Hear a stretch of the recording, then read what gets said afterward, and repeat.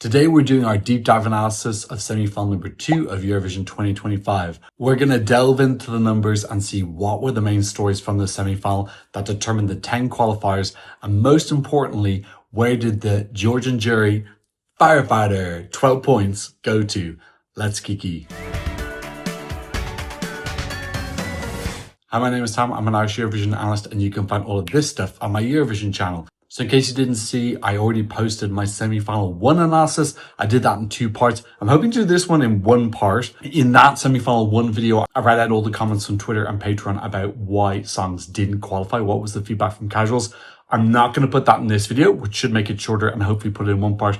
I'm going to put those comments into my final reviews. I'm doing a series now where I do a review of the final performance at Eurovision. So that's a good place to read out those comments. So for example, when I do my Czechia video, I'll read out what did casuals think about Czechia? Why did it not qualify? Loads of videos coming up over the summer to help with your post-Eurovision depression. Make sure you subscribe so that you don't miss them. Okay, let's get straight into it and take a quick look at the semi-final. We had a 5-5 split, so 5 songs qualifying from the first half and 5 songs from the second half. So the winner of the semi-final with 203 points was Israel. These scores are just totally and utterly absurd. So let's say they got points from every single country. 17 of them were in the top 3 and 13 of them were 12s. Definitely a little bit more of an emphasis on these 12s coming from the western part of Europe. But yeah, this is completely and utterly ludicrous. This is the 2nd year in a row now where Israel have won their semi-final. That's the first time that's ever happened in Eurovision history. They found a loophole in the televote system where they can totally mobilize their diaspora, urge them to vote 20, 40, 60 times. And the result is this completely and utterly ridiculous looking semi-final result where a song that we just know is not a typical televote song is getting 12s across the board.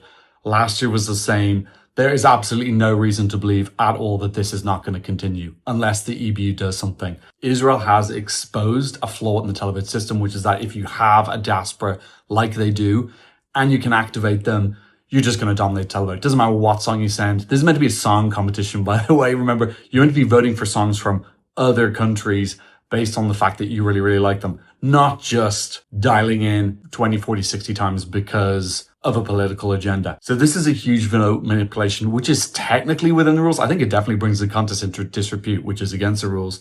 But yeah, it's a shame that the EBU might have to actually literally spell out, you can't do this because it's so obviously against the spirit of a contest, which is meant to be about bringing people together, all cumulatively finding out what songs you actually like, not gaming the system to vote as much. So this is really sad and it is a huge threat to the contest. The EBU has to do something about this. I think it's crazy for them to say, there's nothing going on, nothing to see here. We saw that 90 plus complaints were brought up by broadcasters in that first head of delegation meeting. So hopefully the EBU is going to take this seriously. The most obvious thing for me is limit how many times you can vote. You know, if you reduce it to 5, that automatically reduces the efficacy of this vote manipulation by 75%. I don't think they can ignore this because there's no reason to believe that Israel's not going to do this for the next 5, 10 years because this diaspora is not going to change. And they found out that this system works. It looks great for the country. It's a huge PR soft power win. It gives the illusion of a silent majority. This is not a silent majority. You can win the televote with a very activated minority. I actually think it's more proof of that. You know, I think both of these songs probably would have qualified under normal circumstances. I think that Hurricane probably would have been 5th or 6th in the semi. I think New Day Will Rise will be maybe 7th or 8th. But like winning the semifinals, we never see songs like this win semifinals. You really have to be quite delusional to think that this is the type of song that is winning because of the song. It's not. It's gaming the system. The EBU needs to step up and actually start controlling this. It also sets a precedence that other countries have to try and emulate this and tell people to vote 20 times and get their leaders to it. But a lot of countries don't have the same diaspora that Israel does. So if nothing has changed, they're going to win every single semi-final and then get around 300 points in the final every single year until the EBU actually acknowledges the problem and does something about it. So fingers crossed that that's what they're going to be doing over the summer, because this is really a huge attack on the integrity of the televote and on the contest as well. One really interesting thing from this is that the lowest points given to Israel came from Armenia. They only gave 2 points, and then Serbia only giving 7. These were the 2 countries that didn't put them in the top 3. And we generally saw this in the final as well, that all the countries that gave lower scores were in geographically Eastern Europe. But yet really interesting, 2 points from Armenia. And yet, if we look at the flip side, Israel gave 12 points to Armenia, which was huge for them. I don't know that much about Armenia-Israel relations, but my understanding is that there's quite a significant Armenian population in Israel.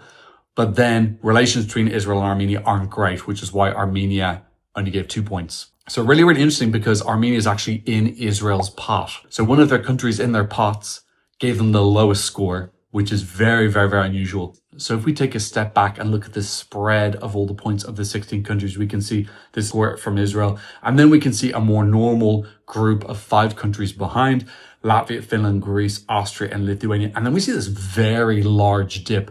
And this is what we're talking about before the semi-final this year, where I remember before I was confident about 3 countries: Israel, Finland, and Austria. And then I gained confidence in Greece after the rehearsals. There were kind of 4 I was solid about. And then there was this big messy web. We can actually see that Latvia and Lithuania made it into that safe group. And then we had 12 countries competing for the remaining 4 places, because we can see this very steady line from Luxembourg all the way down to pretty much Georgia. Montenegro were pretty much out of it. Now, second in the semi-final was Latvia. This is absolutely crazy. So in my mind, this is Latvia winning the semi-final. This is so crazy considering that so many of us were worried about them qualifying. And I think that's one of the reasons why they actually did so well. A lot of Euro fans super concerned about Latvia having a soft spot for it because it was so utterly unique. So many messages from people telling me that they were only going to vote for Latvia in the semi-final because they really, really wanted to see it in the final. They wanted this special point of view represented. They love the uniqueness of it and having a song in Latvian as well, which we don't get that often. Funny enough, someone in the community said to me that they believed that this was just Latvian diaspora votes, for which my response is, babe, where was that diaspora when Latvia were non-qualifying 6 times in a row? Like, did they just go on a holiday for 6 years and now suddenly they've been energized and they just voted this one time? I don't know. I think that's too simplistic. I think that this had a lot of love. And again, those people leaving me comments weren't from Latvia. So happy for Latvia getting votes from 19 out of 19 countries. It's crazy that this is a country that didn't qualify 6 years in a row. And now they're getting votes from everybody. And I'm so happy because Supernova this year was incredibly high quality, so much variety, really strong point of view. I think for me, it was the #1 national final for identity. It felt so uniquely Latvian. I have a feeling this is the same Eurovote push that put Iceland through in semi-final #1. They were the main songs I think Euro fans were cheering for. Iceland ended up coming 6th. They were 10th or 11th in the qualifying odds and then came 6th. Latvia were 11th at the end of the show in terms of qualification. So people had already seen the show and they still were 11th and they ended up coming 2nd or winning the semi-final based on your perspective. They're currently going through a 2 qualification 6, non-qualification 2, 6 pattern. They've just had 2 qualifications in a row. I think they're going to break that pattern next year. There is nothing to suggest to me that this momentum that Latvia has is going to stop and they're going to go on another 6 non-qualification streak. I feel like they've really found their voice and identity. They know what works now. They've sent 3 fabulous entries out of 4 good entries in a row. I hope it encourages them to send more songs in Latvian and really tap into their national identity because people love it. And this is their joint best result in a semi-final ever. They also came 2nd with Amanada in 2015 and she ended up coming 6th in the final. This did a little bit worse in the final. It ended up coming 13th. Still so happy for Latvia. It really would be exciting to see them back in the top 10 for the first time since Amanada over 10 years ago. I'm so freaking hyped for Supernova next year. I hope it's sometime early in December usually. So we're only 4 months away potentially from the Latvian songs being released. Okay, next up, let's talk about Finland. It's Erika Wikman singing Ik komme. She also got points from all 19 countries, but only got 5 top 3s compared to Latvia's 9. So that's why they were a little bit behind, 15 points behind Latvia. They got their best points from Denmark, Malta, and Australia. They were the countries who gave them 10. Their worst points coming from France, Greece, and Israel, only giving 2 each. Interestingly, they only got 6 points from Germany, despite the song being called Ik komme, and 4 points from Austria. So that German language reference in the title. Maybe the score would have been lower if they hadn't had that, but no 10s or 12s as you might think could happen. I think a bit of the consensus in the community is like, what went wrong with this? You know, at the end of the day, it got points from every single country. So I think it was appreciated. It was in the last slot in the running order. you could say that's why it did so well. But then Cyprus was last in the running order and they only got points from 5 countries, and that looked dodgy.com. So this was successful. The fact it did so well in the title order here and then a little bit worse in the final suggests me a little bit of Eurofan love, but then also potentially some of the other songs that made it into the final kind of stole Erica's wind a little bit. We'll talk about that when we do our final review. But third place in the semi-final is a really, really, really good result. I have done a thread on Twitter, what went wrong with this, and I got so many replies, so I'll definitely cover that when I cover Erica's performance. Finland's still on this incredible run. 5 qualifications in a row, all of them top 7 in the semi-final, 5th, 7th, 1st, 7th, and 3rd. And then in the final, having results of 6th, 21st, 2nd, 19th, and 11th. So 3 top 11 finishes in the last 5 years.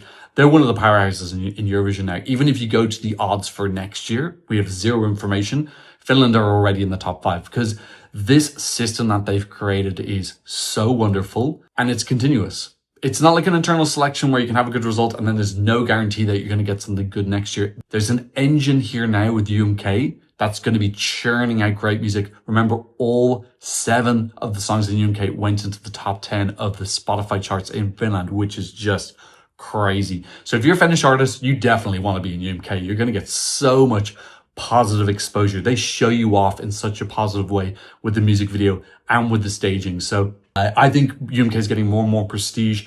No reason to think that Finland is going to go off the boil. I'm very hyped for UMK next year. Okay, in 4th place in the semi-final was Greece.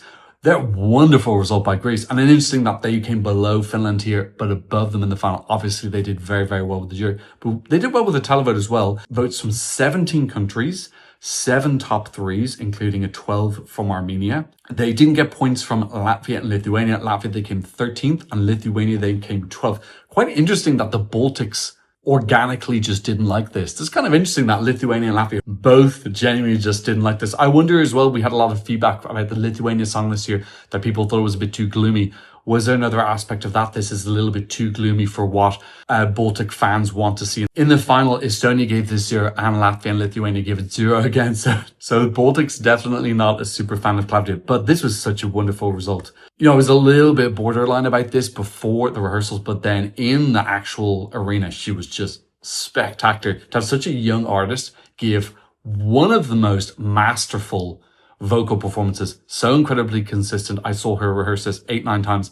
Every single time was frickin' perfect. Plus hitting all the mannerisms and the marks and serving the right emotion. Wonderful. Just a really, really high quality performer. I'm glad that she's going to be potentially working in Ethnikos Telecos next year because she'd be a really good mentor, because I don't know how she handled all the stress, but she did it perfectly. And that was a huge part of this song, coming 6th in the final and 4th in the semi-final. And in the last 6 contests, Greece have been in the top 6 of their semi-final 5 times. Katerina Duska, Stefania, Amanda Tiemford, Marina Sadi, and Claudia, all 5 of them female artists. The one male artist that Greece sent, Victor Vornikos, coming 13th. I actually posted about this on my Instagram, and Greeks were kind of like, 2023 didn't happen. That was just such a messy, sloppy year with a lot of weird stuff going on. Yeah, if Greece are sending a woman, she's going to come top 6 in the semi-final. And then of those 5 songs that made it through to the final, 4 of them were top 11. So Greece have actually got a really fabulous record in the last 5 years.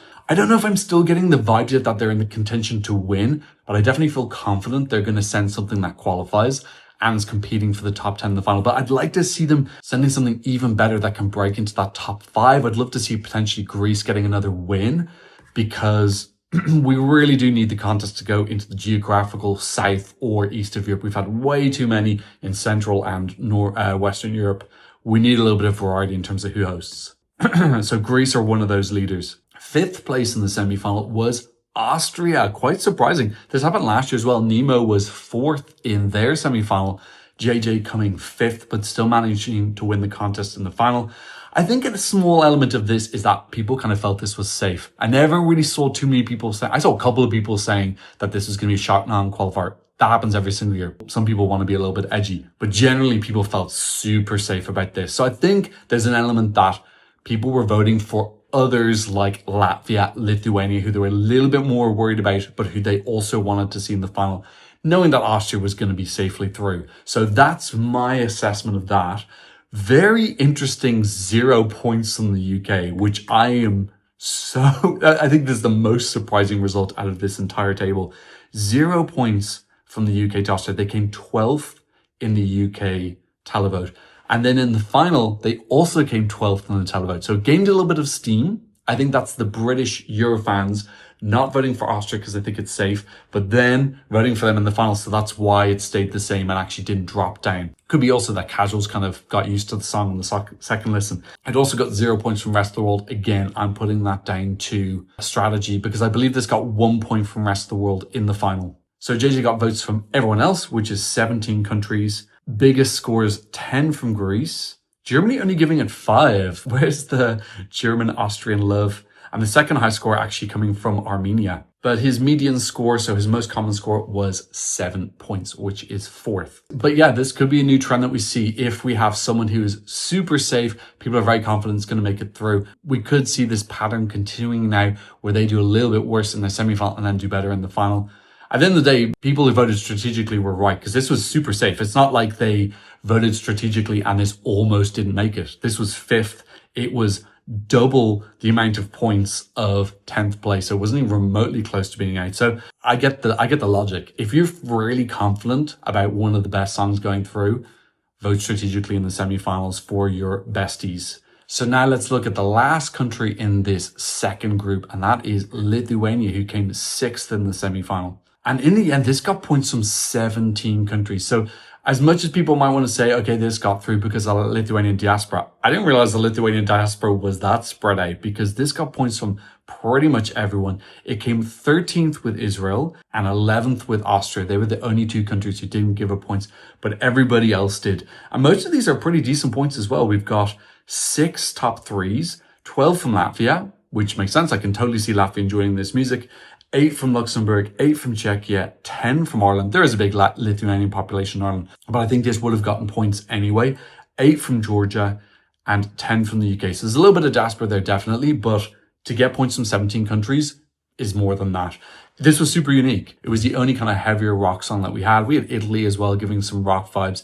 But this year was really sparse with rock. So this song stood out an absolute ton. And this is a really great result for Lithuania, who I feel are on such a hot streak right now. I feel like they're going to be competing for the win eventually. And also great to have such a good result, despite the national final not being great this year. Didn't think there was a huge depth of choice. I felt like it was pretty obvious. Catharsis, and that was it. So hopefully next week we just have a little bit more options, a bit more competitive. Although Catharsis delivered fabulous performances every single time. Lucas having one of the strongest vocals in the contest. So really happy to see this broad appreciation for a different style of music. Disgraceful jury score for Lithuania in the final, which I'll talk about when I do my final video. Let's not start unnecessary rounds. Okay, so after Lithuania with this big dip in points down to the following pack, and the leader of that pack was Luxembourg, coming 7th. They got 62 points from 14 countries. Luxembourg didn't get points from Malta. They came 13th. Armenia, they came 13th. Czechia, 11th. Georgia, 12th. So all 4 of these countries in the geographical west of Europe. Czechia is Central Europe, but the others are more on the eastern side. And we can see the biggest points came from Israel, 10 points. I wonder, is this a carryover from last year's tally? Because last year, Israel gave their 12 points to tally in the semi-final and the final. I wonder, is there a little bit of good vibes still left over from last year, or did they just enjoy the song? And then 10 points from France makes a little bit more sense because, of course, the song is in French. And this did have clever lyrics. I thought the lyrics were super fun, referential, and then anyone from France would have been able to pick that up. So that's a really nice 10 for Luxembourg from France. And this maintains Luxembourg's 100% qualification record in the contest. Not as impressive as Ukraine's one, but they've still qualified. This has been a really successful return from Luxembourg. You know, last year, Tally Fighter, I didn't think was that great. I think it did benefit from a little bit of spillover of love from this Israeli vote manipulation, because we know that's where Tally's from. And also Luxembourg being given the best running order last year. Whereas this year feels a lot more like them earning the qualification themselves.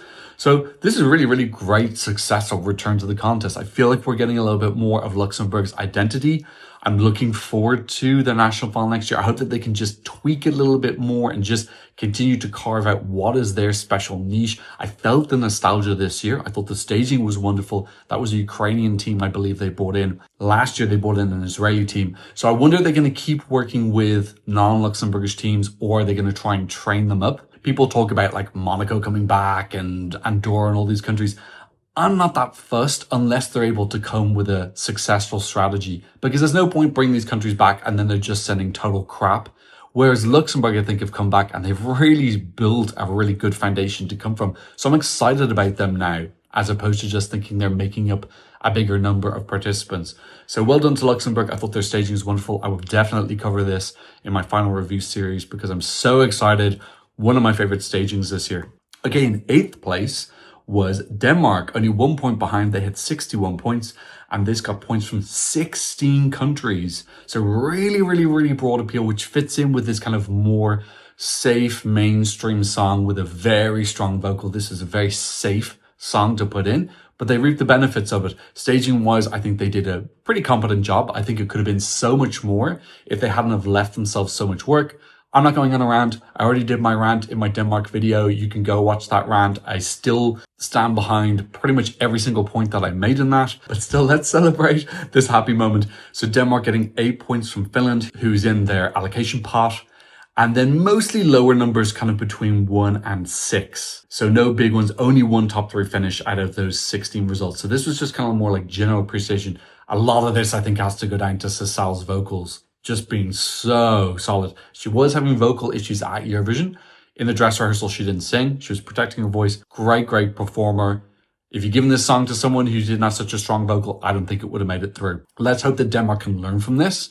They are putting their national final earlier next year. The final is actually going to happen on February 14th, which is Valentine's Day, which is the same day as the final of Benidorm Fest. Which one are you going to watch? Are you going to watch Benidorm Fest or Dansk MGP? Actually, Benidorm Fest is usually quite late. That was something I mentioned in my rant as well, is if you're going to leave all the staging to lastminute.com, well then have your show earlier so you give yourself more time to do it. So I don't know if they heard me or if they decided that organically, but apparently their national final is going to happen at the same time as a junior contest. So I'm not sure if they're planning to come back to junior Eurovision as well. Denmark's not out of the doldrums. This got 2 points in the televote in the final, but this was a welcome break of their 4 non-qualification streak. Let's see if they can learn and develop from this, or are they just going to go back to their old patterns? Okay, in 9th place, oh my God, I'm so traumatized by this because I've lost my magnet for this country. It's Malta. I don't know why I've lost my Malta magnet. They got votes from 15 countries, quite similar to Denmark. This just got like steady points.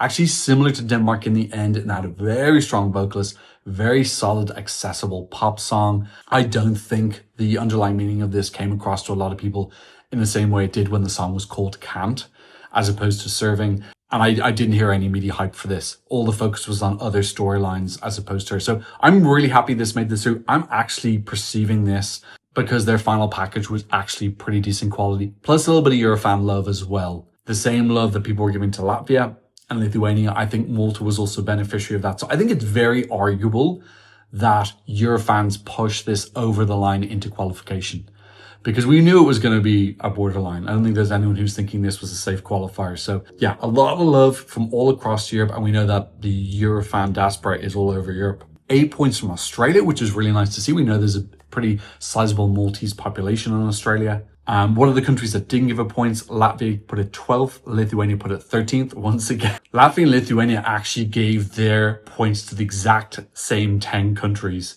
which is super interesting. 14th in France and 12th in Germany. Only 2 points from the UK. Again, I think if it had been the canned version, I think this would have gotten way bigger points than the UK, just from the attention it would have gotten. I think this song was part of the reason why the audience was muted this year. I hope that's a one-year thing and we're going to get the crowd unmuted next year, because it really affects the atmosphere. Watching these songs back in my final review series, it's kind of crazy hearing how the crowd is just being switched off, because the crowd was as loud as always. The crowd was no different this year. They were cheering and screaming for the whole thing, and you just couldn't hear them at all. It really takes away from the atmosphere a lot. And there's kind of special moments on stage where the artist does something iconic or spontaneous. But yes, the audience was screaming can't.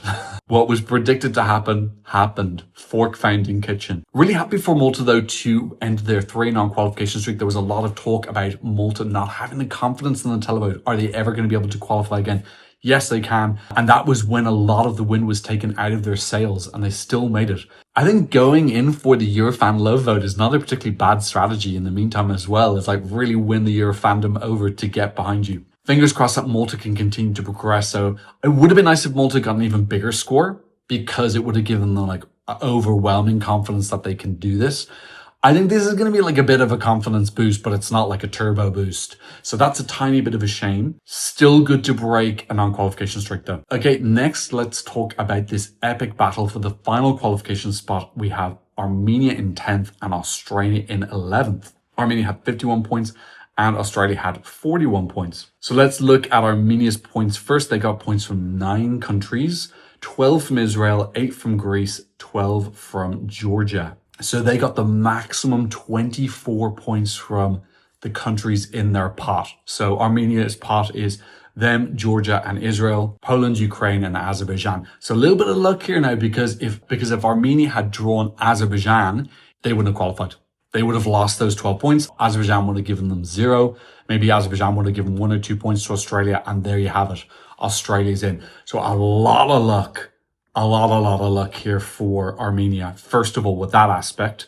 Second of all, also getting France as one of their big 5 countries because we know that France always gives points to Armenia. They have a huge Armenian diaspora. Again, that's the luck of the draw. If they had gotten Switzerland or Spain or Italy instead, they wouldn't have gotten that big 8. Keep in mind if they got something like Switzerland who'd given them 0 and then given more points to Australia, even if they'd given them 3 or 4, that's a 12-point shift. Because you take away 8 and you give 4. So that also was a huge amount of luck, plus the luck of getting Israel, who also, again, they got Israel instead of Poland or Ukraine. So much luck here. So now let's take a look at Australia's points. They got points from 12 countries, so 3 countries more than Armenia. So this had a broader appeal across Europe, but they didn't have any top 3s. Look at this column right on the right. You can see points from 12 countries, but 0 top 3s, whereas Armenia are getting points from 9 countries, but 4 of them are top 3s. This is very similar to what we saw from Cyprus in semi-final number 1, who got points from 5 countries and 3 of them were top 3s.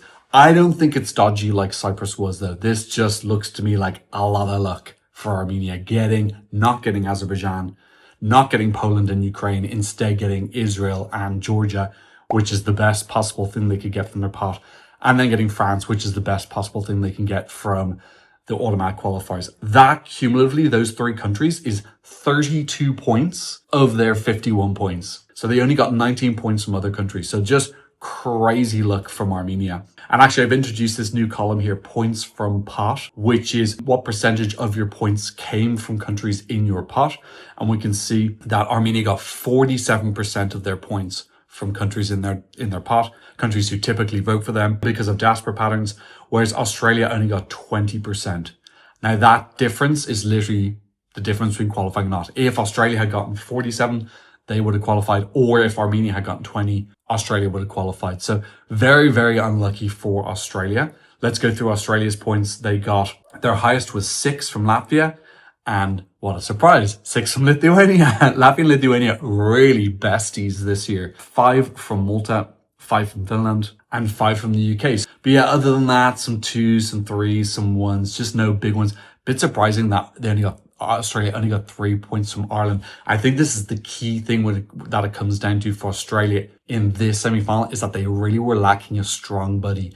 If New Zealand was here, or just someone who would just give them an automatic 12, that would have crossed them across the line. At the end of the day, the people in Australia's pot, they're in the Nordic pot. So Finland did give them 5, Denmark gave them 3, so they got 8 points from their pot, whereas Armenia got 24. So if New Zealand was here, maybe to give them a 10 or a 12. The crazy thing is that UK and Ireland doesn't give big points to Australia, even though we share a lot of culture. We have the same language. We do a lot of sports together. We cheer for each other in a lot of things. That just doesn't translate over into Eurovision. And this is a continual thing that we see. The UK doesn't give big points to Australia. There's loads of Aussies in the UK, but they just don't seem to show up and diaspora vote for Australia. I'm not sure why. And the same thing, I don't think there's as many Aussies in Ireland. But yeah, you'd think Ireland would give bigger points to this than they didn't. Now, obviously, there's other factors as well. The staging could have gone better. The vocals could have been better. It's not just about that.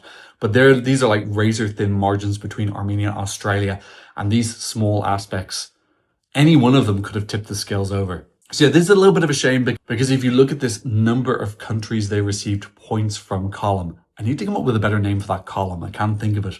But you can see here there's a pattern that generally the more countries you get points from, you qualify. And we saw that in semi-final number 1 as well. And this is always the biggest correlator with qualifying, is the amount of countries you get points from, which is just showing that you've got a good song with broad appeal despite diaspora and language barriers and everything. Armenia bucking that trend because they had 3 countries less vote for them, but they had the big points. 12, a 12, an 8, and an 8. 4 countries gave them 40 points of their 51-point score. That's basically what happened. Australia's best score was 6. That sums it up why Armenia went through and Australia didn't. I think it's sad. I think Australia was more deserving to go through.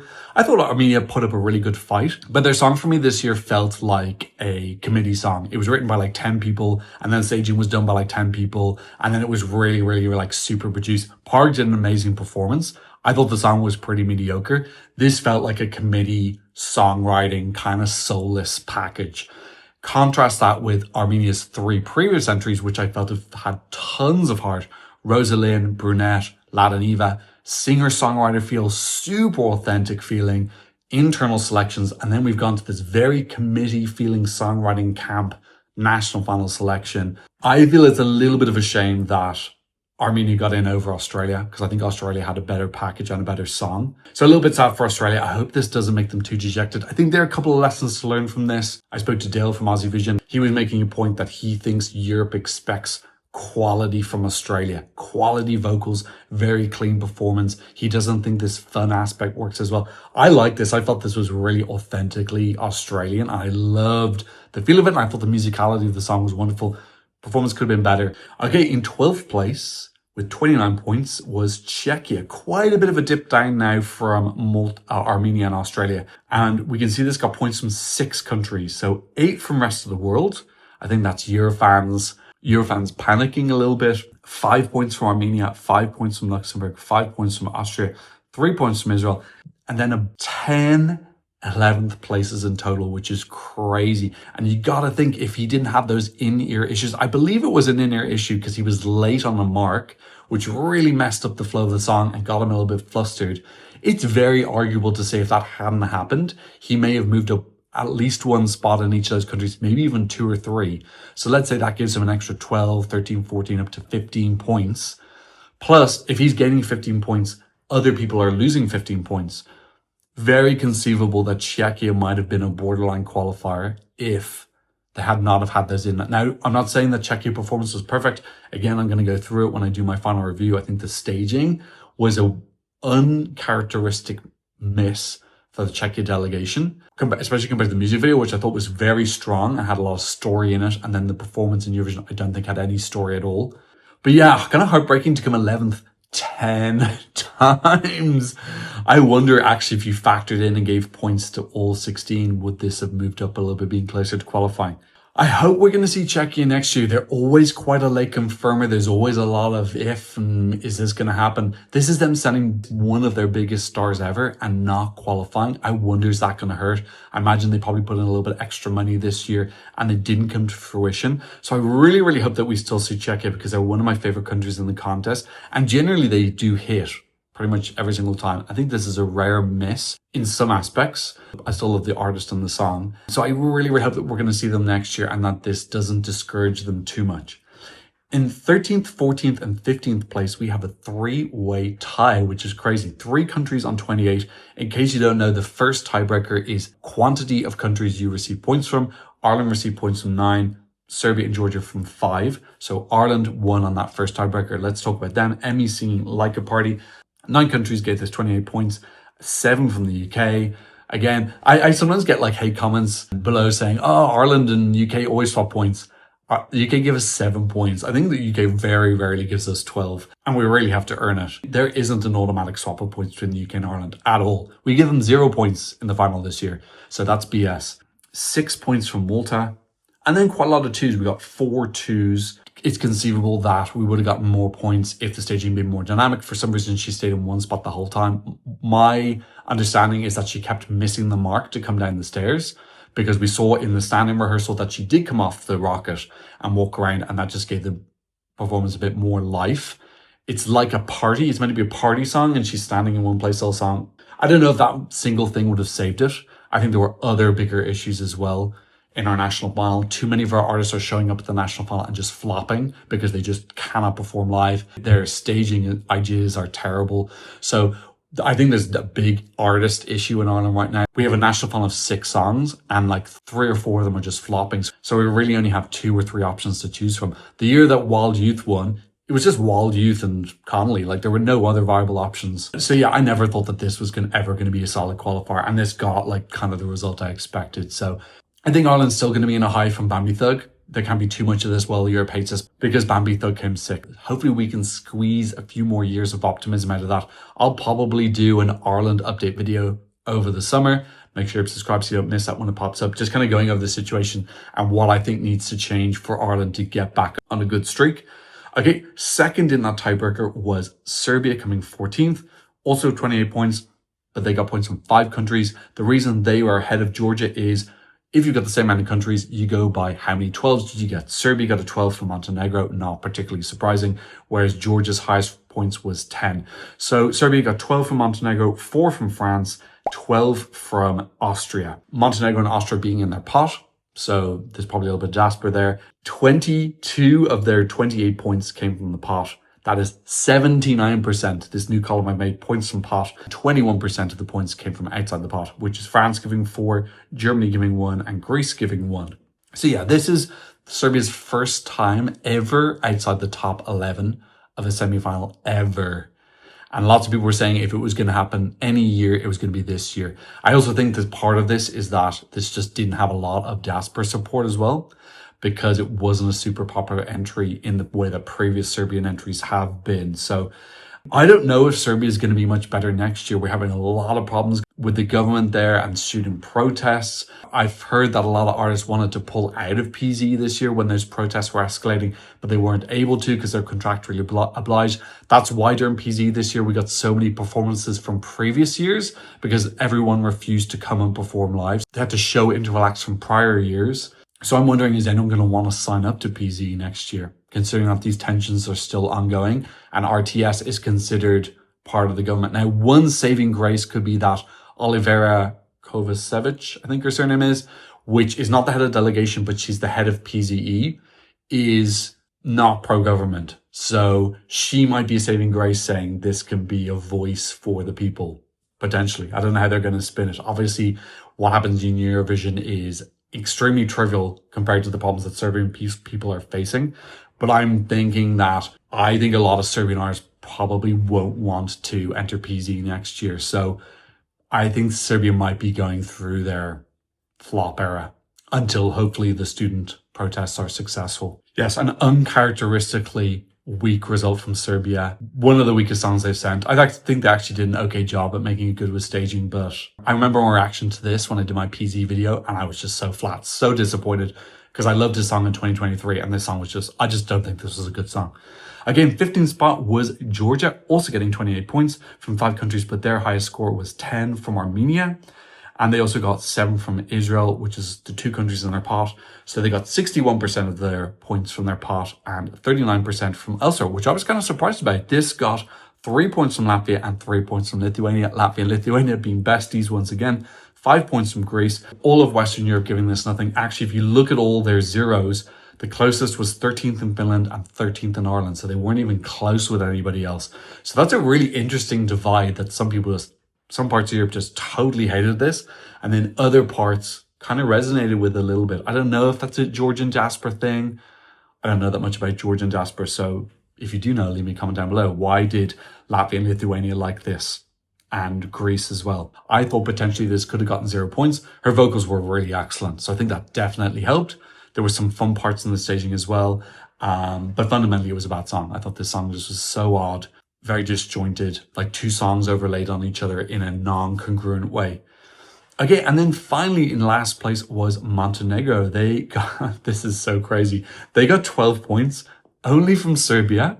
Pretty much everybody else had them last. So the only countries who didn't put them last were Luxembourg had them 12th, Armenia had them 12th, Czechia had them 13th, and then everybody else had them in last place. So this was just flop city.